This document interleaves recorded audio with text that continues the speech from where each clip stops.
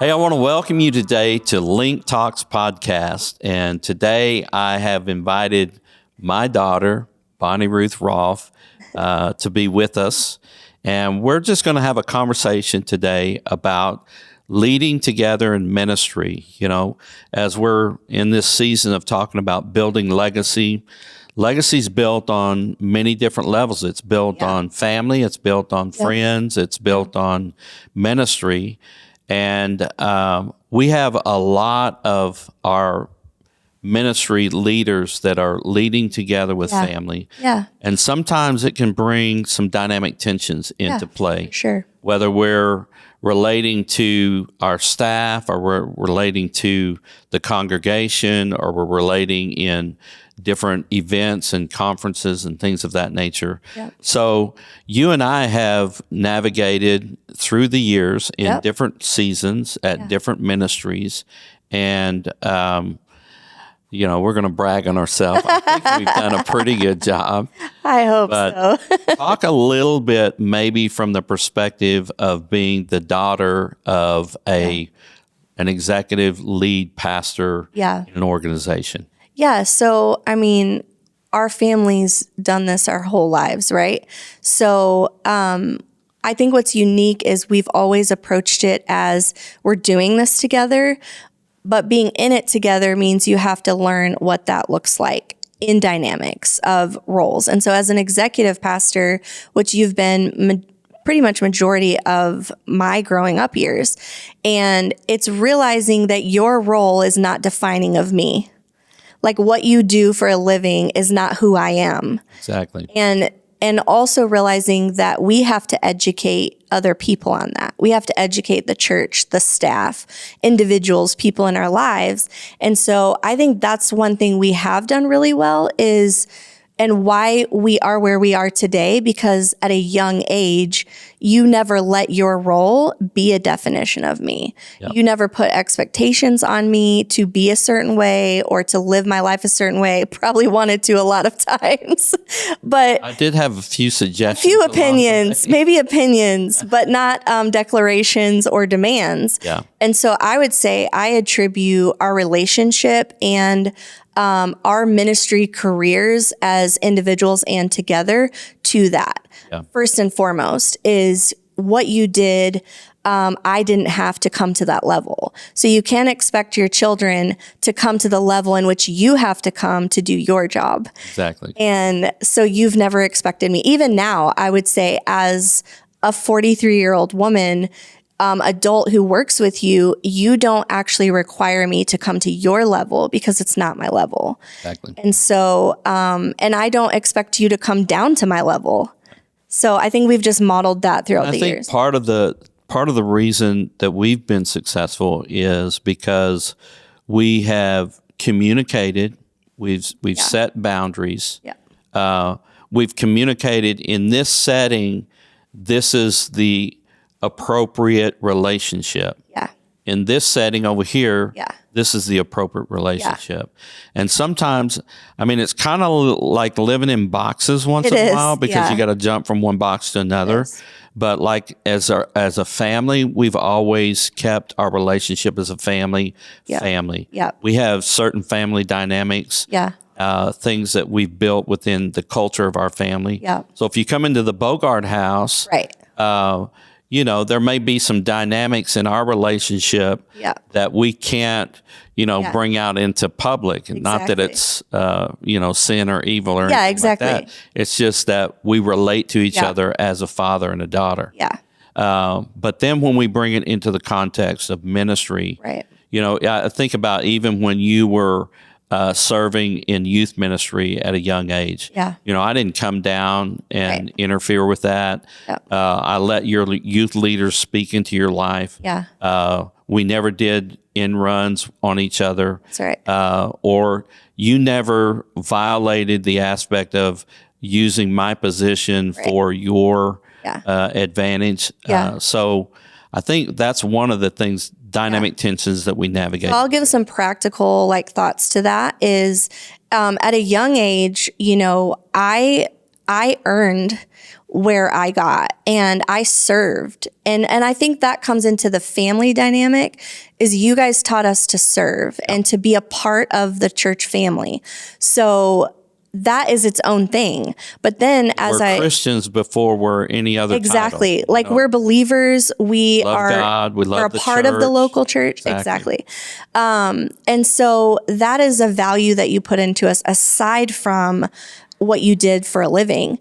But then I think then I get married, right? And Jason and I are serving with you.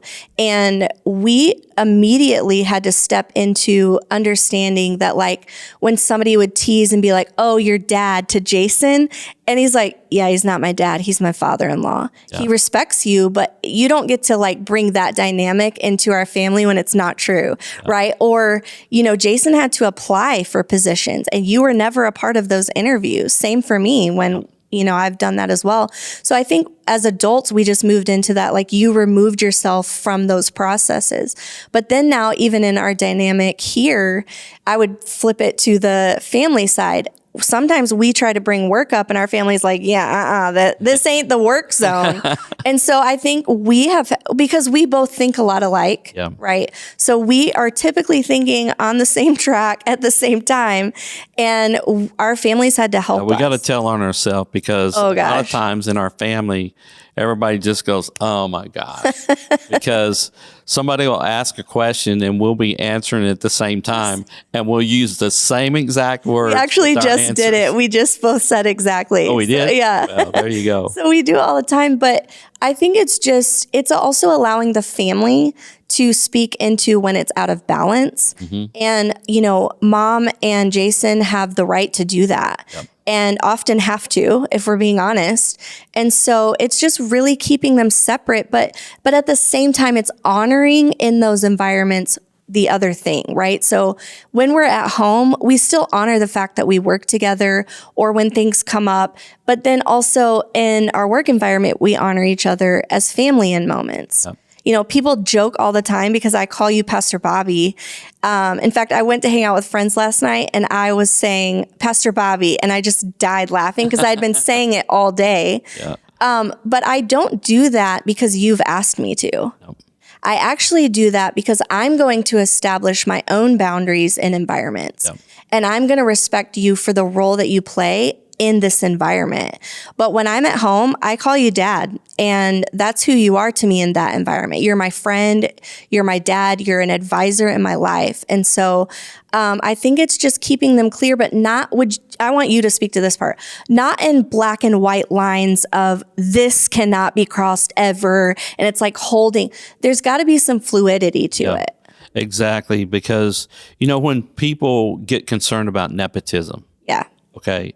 There is a validity to the bad side of nepotism. Yeah. When someone takes advantage of their position or their authority in order to position their family with benefits and opportunities. And that's real. Maybe not necessarily opportunities, but sometimes. But you get what I'm saying, where you put them in an unfair advantage. You said, for example, like when you were younger, you served, you earned the opportunities that God afforded to you. Yeah. And that's only right. I mean, God wants to put his anointing on you, and that anointing opens up doors that are for your purpose and for your destiny. Yeah. I think sometimes maybe as parents, if we do enter into a negative side of nepotism, then sometimes we actually hinder God's purpose and plan for your life. That's right. Because I'm imposing my thoughts about what you should be and what opportunities you should have and what benefits you should have, blah, blah, blah. Yeah. So we've tried to navigate. Now that still puts us in that boundary of fluidity. Yeah. Because if I see you earn a position and I'm your direct oversight, which that's kind of our relationship right now. Yep. I'm your direct oversight. Yep. But if I see you earn something, then I want to see you, just like any other employee that's under my oversight, have the opportunity to step into the rewards of that, position or the reward, the faithfulness and the productivity that you brought to the table. So we've tried to manage that and navigate that. And there's sometimes, like you said, there's this gray area that we have to get into. And we try to navigate that with integrity. I think that's where it comes down to. I agree. If you're going to work together, you've got to really wrestle with integrity. What's the integrity here in this particular situation? And communication, because I think the reality is you are my dad, I am your daughter. That doesn't change as no matter how professional we make it for other people often. Exactly. And there are times where we're in meetings, or this is present or in the past, because we've had so many years of doing this together, but where we have to tell the person in the room, hey, we are like this as individuals, and clarify for them, this isn't a father-daughter moment, this is our personality moment. We've done that, or we've had moments where we are stepping into, in the work environment, a little bit of personal. And this is where it becomes fluid. There are some times that I can help you see something that no one else is going to be able to help you see. And the room might be trying to tell you, but I can tell you it in a way that you can receive it, and vice versa. And that's where it becomes fluid and a little bit unique. And sometimes really an advantage. Yes. If you again, like if you walk through it with integrity and trust and honor, good communication, it can really be an advantage in the room because of just the familiarity. So it can be both. And I think I think it's important that we listen to our team that we're with. Like there have been times where Trish, our coordinator, has said like, I'm just going to let you guys figure that out because I think you're having a moment. And I love that her honesty we welcome that honesty because we probably are having a moment. But we've created a culture in our team that it's okay for us to say we are, and it's okay for her to tell us we are, because then it doesn't become an awkward thing. So you always say communication breeds confidence, and I've always added good communication breeds confidence. So it's really communicating to the people around you and inviting them in to the space that we've created, because otherwise they're feeling out. They could just tell themselves that they're on the outskirts. We have to be responsible to bring them in and set up the dynamic in a way that's healthy for everybody. I think the thing that we got to be cognizant of is that just like in any other relationship, whether it's marriage, whether it's friendship, there are different seasons that you go through in relationship. And so we've had to have some hard conversations. At times, some maybe intense conversations to set each other straight. Exactly. Because you don't hold back on correction. Because we've crossed boundaries. Because you're right. Exactly. And vice versa. So, that's good. That's really good. That's healthy. But also then looking at, we've worked in different contexts. Like, for example, when we were at Res Life early on, I was the executive pastor and you were just volunteering in youth ministry in different departments and things of that nature. Then we journeyed. I went to Gateway Church in Dallas, served there for about 12 years. And, the opportunities for me in that environment developed. And so I started as an executive pastor. I became a part of the senior team. And in that process, then you and your husband, Jason, came into Gateway, and Jason worked for the King's University, and you worked a couple different departments. A couple of different things. But my point is that in those interactions, we had boundaries that we set, and conversations had to go, certain directions in order for us to be full of integrity and to be a blessing and give honor to the house that we were serving. I think that's a really key point, is giving honor to the house or the position that we're a part of.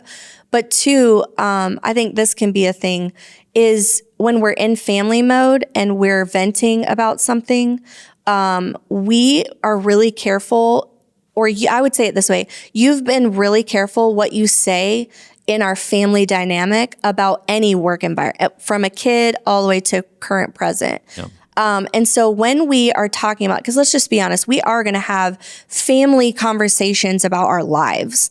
But there is never one time, and all of us kids say this, you never tilt into disrespect. In fact, you probably share less than you could, as the average person would. And sometimes we're like, Dad, just say it, but you will never cross a dishonor. And I think whether you're a spouse, you've taught Jason and I this, so we operate in the same way. Whether you're a spouse, whether you're a parent or a friend, I think we got to bring that dynamic in.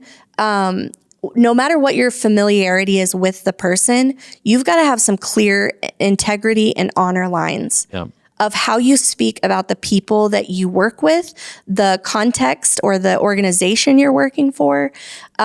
You've got to know what your integrity lines are with each other. And don't cross them. It's not worth it. It's not worth it. Now, speak to us a little bit about, you brought Jason into our family. Yeah. We have to be honest. Yeah. He and I got off to a pretty rough start. But y'all love each other and are awesome now. We do love each other. And respect each other. Yeah. So, he's preparing for me for my old age. Yeah, he is. Even though he does it with tongue in cheek. He says mom can't die before you, so.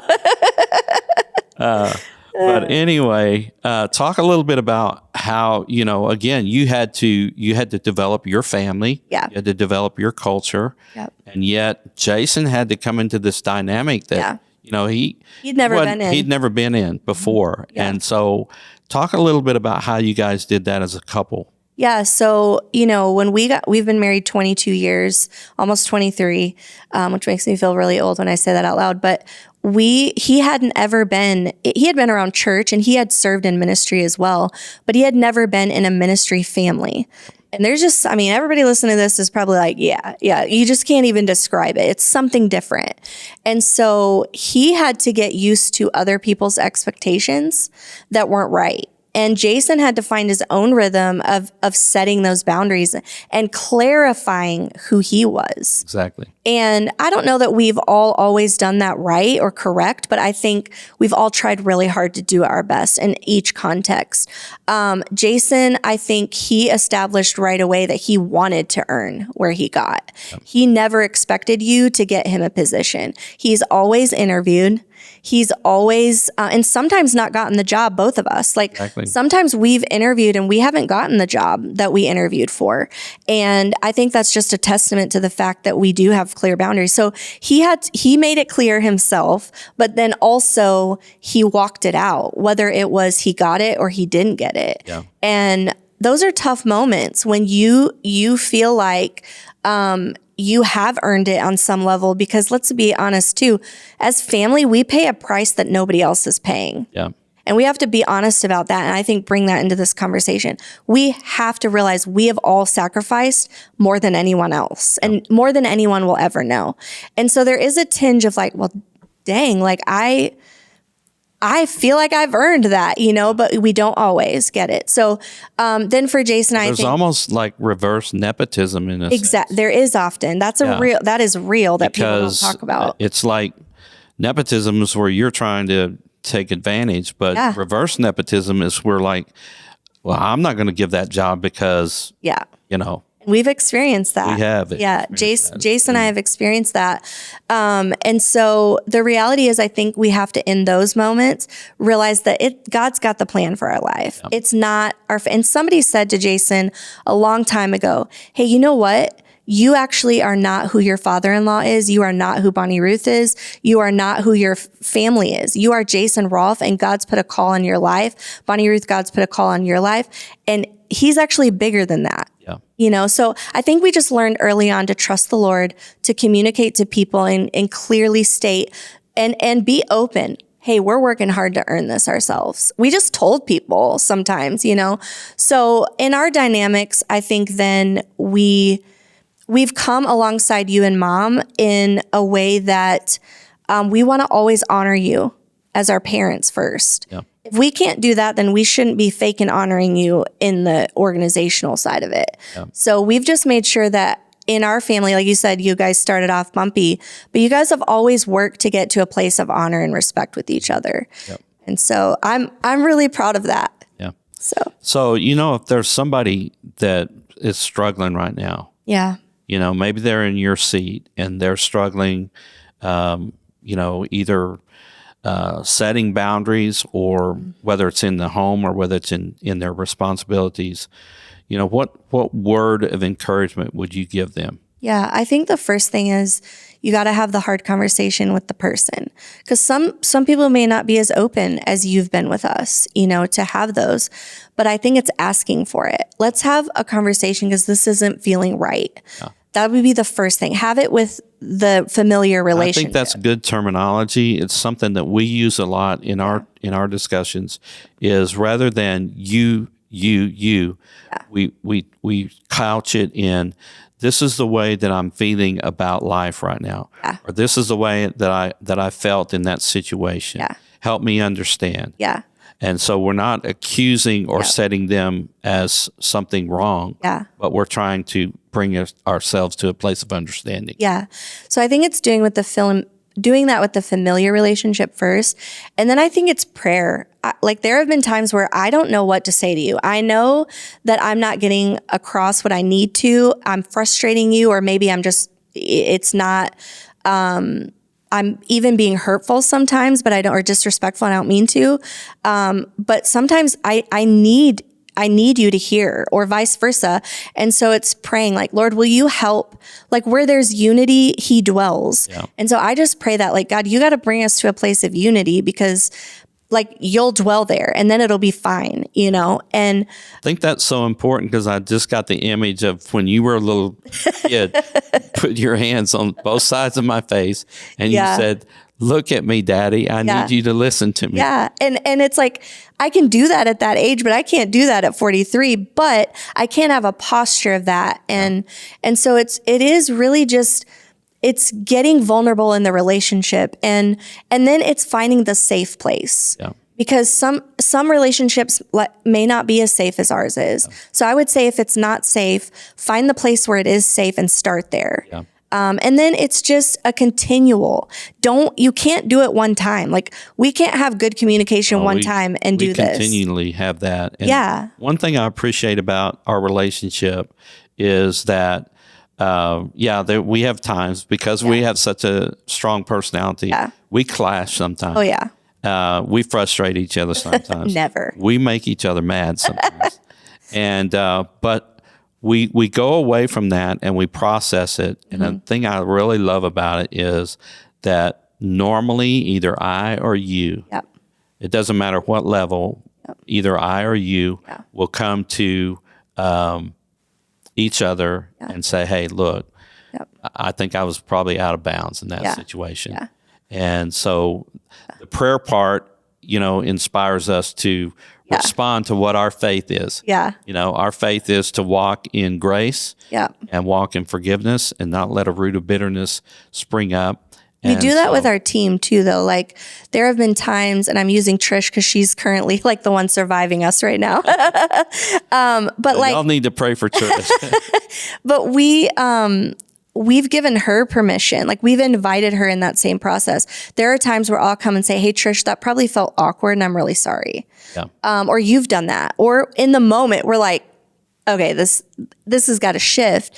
And so I think if it's a hard thing, if you're having a hard moment with the familiar relationship, you need to also backtrack to your teams, because they're probably feeling real awkward at this point and struggling, and also care. So it's really doing that same process with the familiar relationship, and I think it's doing it with the team or the other even your family, So I've had to say the same thing to Jason, like, hey, I'm sorry, that was probably really annoying for you, Well, we hope today that we've shared maybe something out of our story that can encourage you and give you some tools to think about, how you're doing life in the context of doing ministry together with your family. It doesn't matter if you're a department lead or, even if your family's not in the the ministry context of staff, but they're in a volunteer, whatever. Yeah. So our encouragement today is just, build some healthy guidelines, have great communication, and just be honest with each other, because honesty is always the best policy. That's right. And if we can get to that place of unity, like BonnieRuth mentioned earlier, then God can command his blessing. So thank you so much today for listening to us, being a part of LINC Talks podcast today. And we pray that you have a great, great day.